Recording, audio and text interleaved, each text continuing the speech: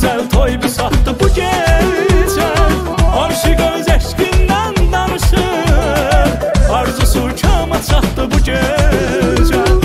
Ən əsas sevgi məhəbbətdir, yaşadır sevənləri daim.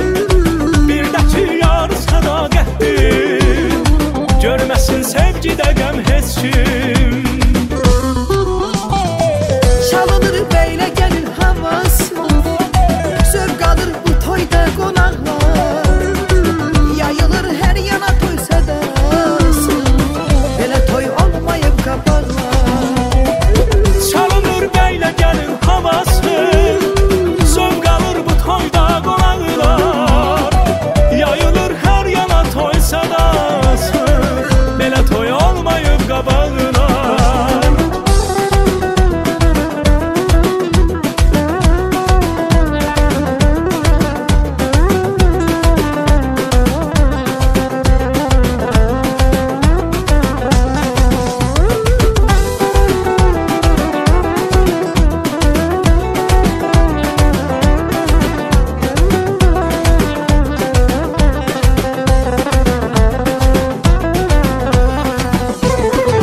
Aşık öz yarına aşıqdır, sevilib sevilib xoşdur halı. Bir ömür yarına sadiqdir, tək budur aşıqın xəyalı.